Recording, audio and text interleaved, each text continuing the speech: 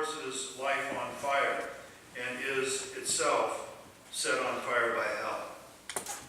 All kinds of animals, birds, reptiles, and creatures of the sea are being tamed and have been tamed by man. But no man can tame the tongue. It is a restless evil full of deadly poison. With the tongue we praise our Lord and Father, and with it we curse men who have been made in God's image. Out of the same mouth come praise and cursing. My brothers, this should not be. Can both fresh water and salt water flow from the same spring?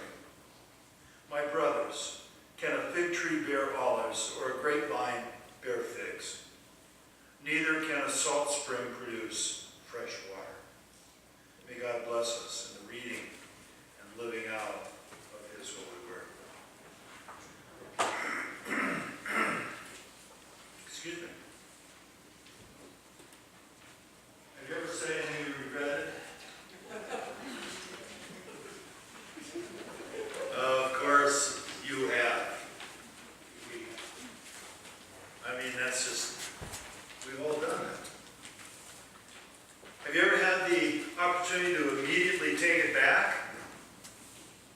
Well, not likely, unless, of course, you said it on Twitter.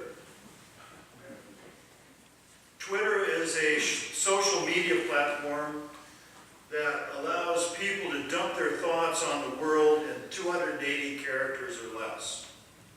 Now, it used to be 140 characters, but last year the platform expanded because, well, people wanted to have more opportunity to speak their minds and sometimes put their digital feet in their mouths. Even those who don't have a Twitter account know about it these days because the President of the United States is dedicated. Some might even say he's addicted, an addicted user to Twitter. Whereas previous presidents often got their messages out via a speech or a press conference, these days we are more likely to hear instantly whatever is on the mind of the president. Now you decide whether that's a good thing or a bad thing. The instant nature of Twitter allows somebody to immediately run their mouth, or more accurately, keyboard, in response to something that they've read, or something that they've seen or experienced. Sometimes that means that one's fingers are engaged faster than one's brain. And the result is often a major faux pas that is very, very public. And if you're quick enough, however, you can immediately delete the tweet and you can pull back your verbal misstep. This happened when the U.S. Department of Education posted a tweet in which a word was misspelled. This is not good. Now, we're talking about the U.S. Department of Education. The tweet was deleted and then reposted as follows. Quote, "Post updated. Our deepest apologies for the earlier typo." End quote. President Trump has had to delete his fair share of tweets, as have his political opponents.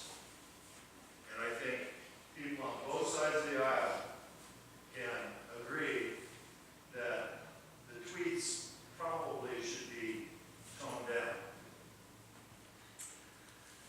Efforts to delete a dumb tweet notwithstanding, we are often prone to saying things without thinking first, whether online or in person.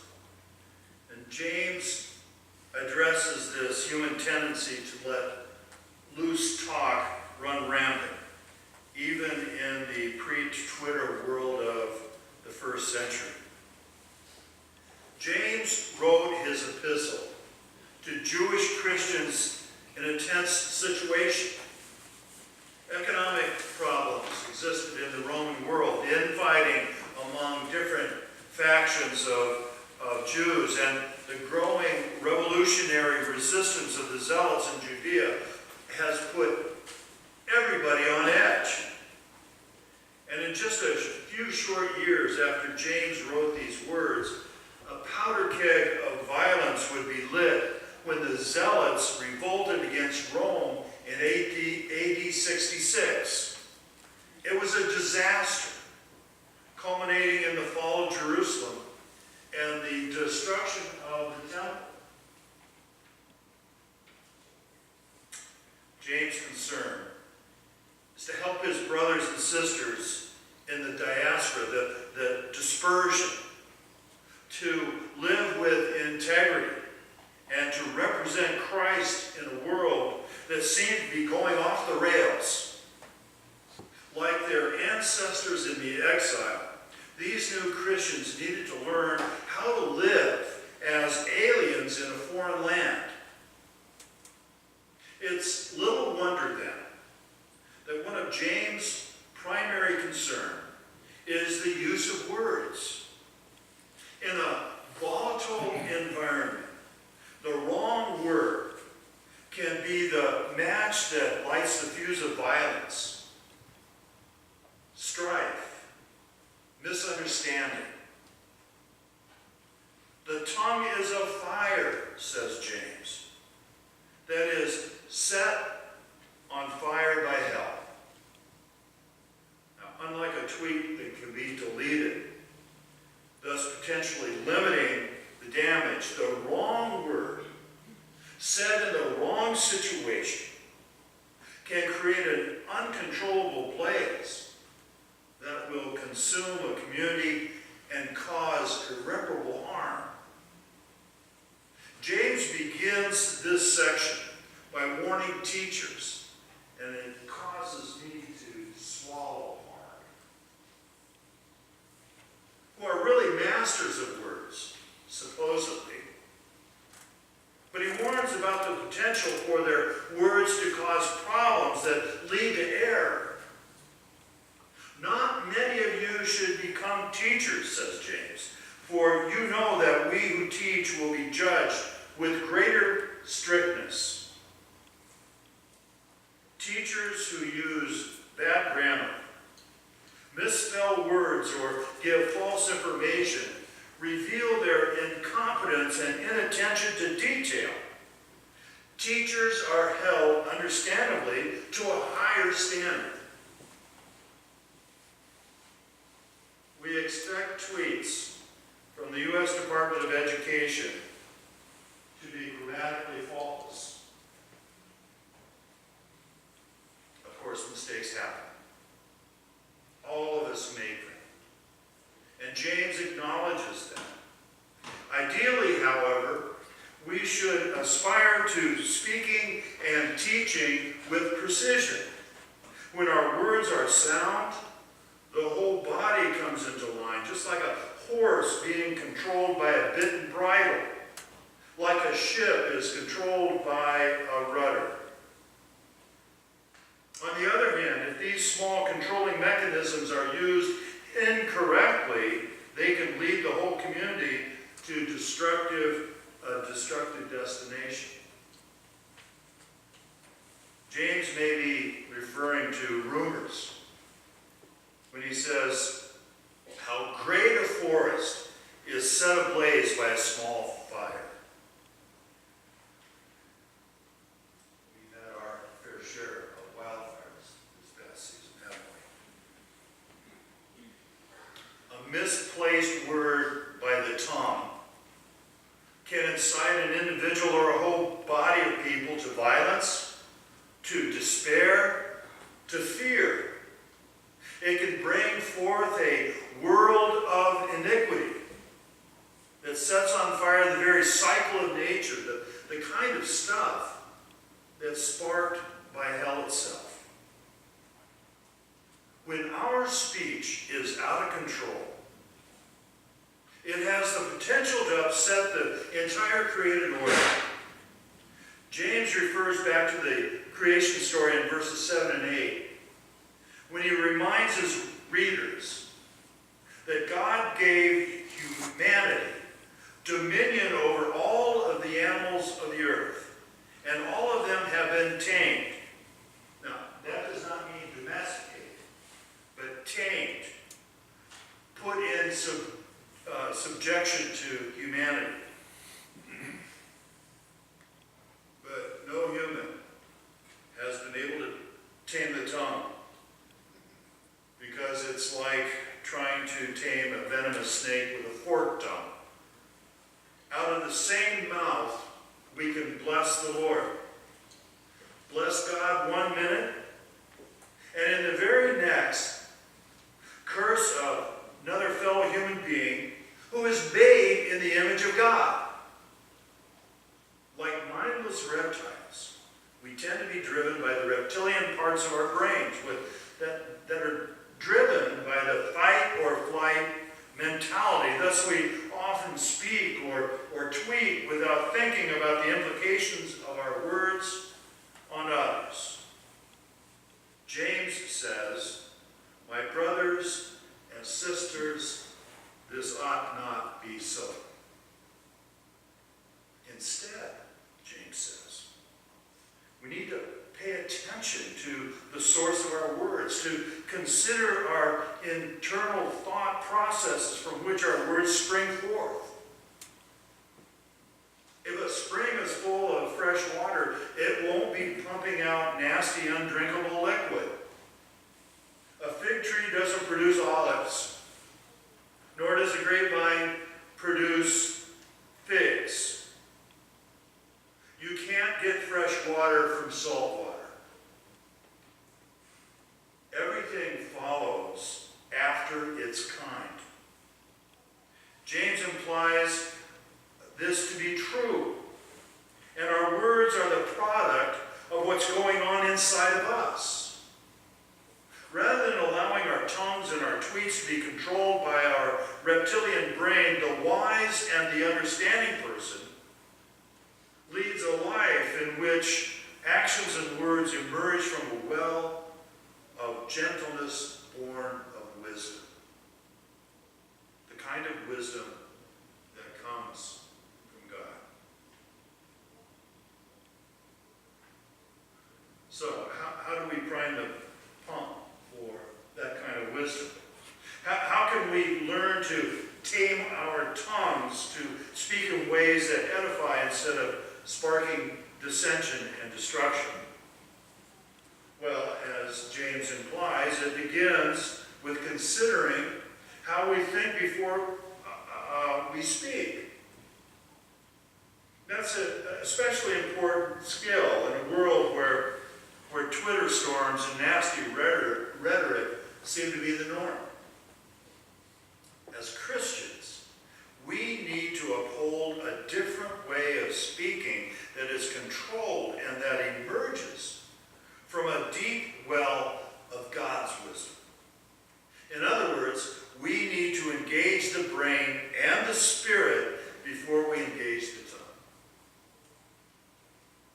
A recent book by Baylor University Professor Alan Jacobs offers some great advice for how to repair the connection between the brain and the tongue. When someone posts an outrageous tweet, we're prone to wonder, what were they thinking? Chances are, they weren't. Jacobs suggests that we all need to relearn how to think before we engage the process of how to speak. In his book, How to Think, a Survival Guide for a World at Odds, Jacobs seems to be building on James's advice when he offers his thinking person's checklist of good things to remember before we engage our tongues. Now, Jacobs lists 12 ideas for better thinking, but I'm going to summarize those into boiling them down to 3 main categories. First, be slow. In a world of instant messaging. In a culture that paces in front of a microwave oven, Twitter and sound bites, it's tempting to react quickly when confronted with an idea or a provocation. The reptilian brain wants to immediately fight or flee, or in the case of Twitter, retreat, and bang out a 280-character response.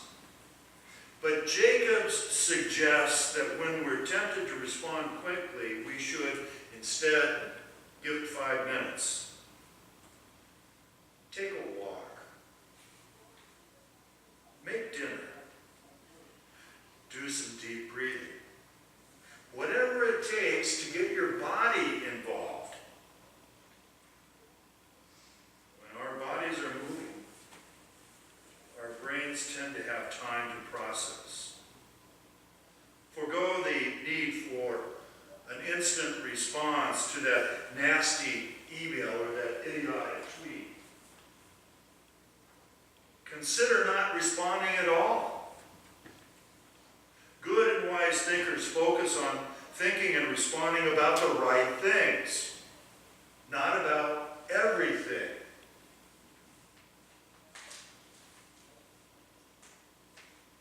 Be careful of the choose wisely, the hill you want to die on.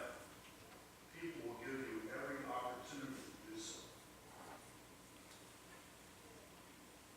As James says earlier in his letter, let everyone be quick to listen, slow to speak, slow to anger, for your anger does not produce God's righteousness. Second, be teachable. Jacobs suggests that one of the reasons we are so quick to respond to things in a Twitter culture is that others are watching and we want to impress our like-minded friends group. He calls this group our inner ring. And we get good vibes from those folks when we trash an opposing group, which Jacobs calls the repugnant cultural other. When we're focused on the inner ring, that's when our speech can become caustic. The truth is, however, that we can all learn from others, even from those whom we disagree. The key is found in choosing good conversation partners. In internet slang, a troll is a person who starts quarrels to distract, to sow discord. There are plenty of trolls out there, particularly on social media, who simply want to stir the pot. But as the old adage says, don't wrestle with pigs. You only end up getting dirty, and the pig enjoys it.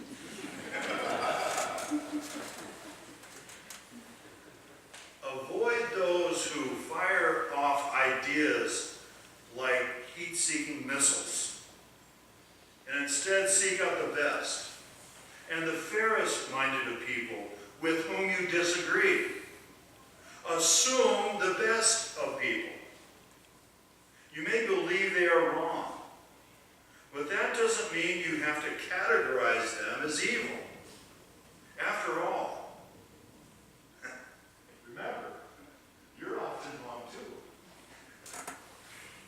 Building caricatures of others and their ideas is a poor use of our intellectual capital. Value learning over debating. Listen and learn in order to understand. And finally, be honest. When you do speak, state what you think and believe with conviction, but draw from the well of God's wisdom and love. As James says, the wisdom from above is first pure, then peaceable, gentle, willing to yield, full of mercy and good fruits, without a trace of partiality or hypocrisy. When we speak out of that wisdom, according to verse 18, a harvest of righteousness is sown in peace for those who make peace.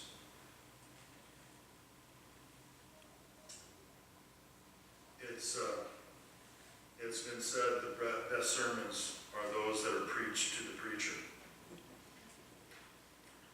I've discovered some real challenges in social media and in this digital age. And I'm trying hard.